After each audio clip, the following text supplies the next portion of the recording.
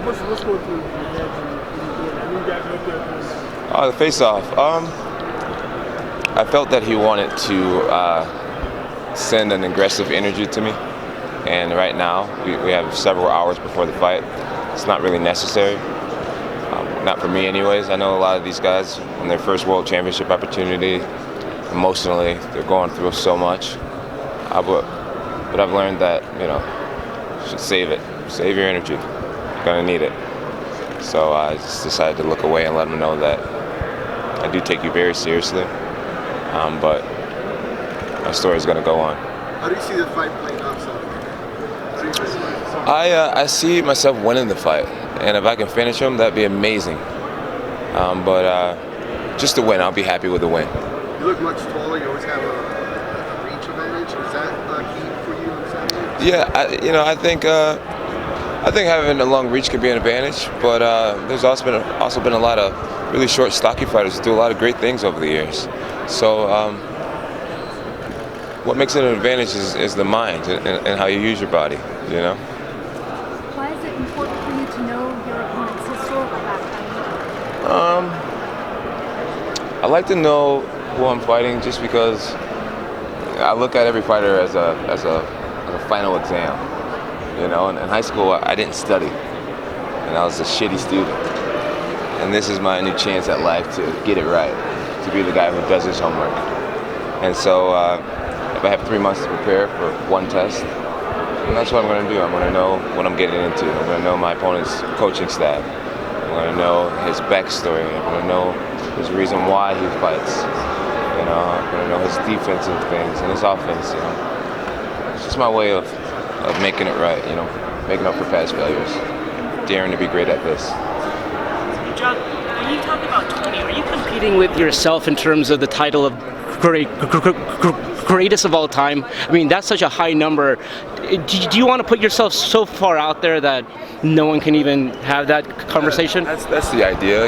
My coach Greg Jackson always tells me, Jon, being the greatest of all time is cool and all. Being the most dominant champion is cool and all. But you want to set records that'll never be broken. Look at yourself as that guy. That you're capable of being that guy. You are that guy. But you have to earn it. You got to live up to it. And it's going to take a lot of hard work to get there. And so that's why I'm just trying to set high goals for myself that has nothing to do with breaking anyone else's records, or really it's just setting my own records. Jon, the best stories, the best movies in sports have highs and lows and comebacks. How would you describe the Jon Jones story? Oh, goodness. It's been crazy, to say the least. It's a perfect story. It's a really good story, it's a good story, and then it has its drama, and then it has the happy ending. That's what I'm hoping for. I'm still in the middle of it, really, of all of it. There's a lot more chapters in my book that needs to be wrote. But yeah, man, starting off, almost like the golden boy of the UFC, and having a lot of good things happen, and then going through just some really crappy times and losing a lot of respect around the world, and then having the opportunity to build myself back up. It's movie worthy, honestly, and my job is just to try to be the best person I can be to make sure at the ending of my book or movie is just one that brings tears to people's eyes. This guy really got it together, and I'm still every day just trying to make the better decisions to just ultimately make the fans and people really proud of me. Time you fought, we talk about the greatest of all time. What's your top 3 of all time, top 5 of all time? Top fighters of all time? Yes. My favorites are Anderson Silva's always going to be up there with me. Even though George St. Pierre went out a little bit of a hater, I feel, by his comments, he'll always be one of my favorites. He was one of my initial kind of idols. I love the way he carried himself. Let's see, who else?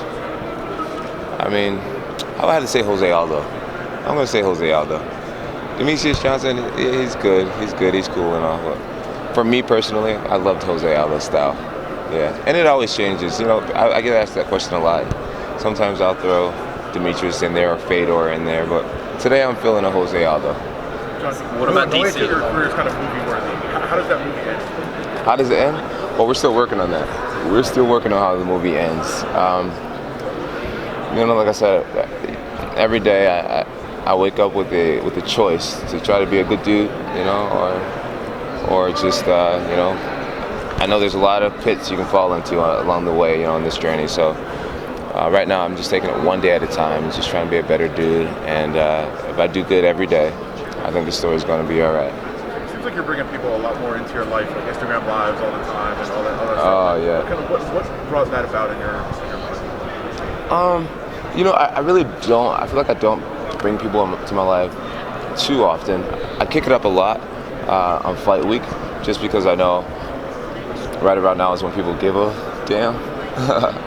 So yeah, I definitely enjoy my privacy, and I try to raise my daughters as normally as possible, and I try to live as normally as possible.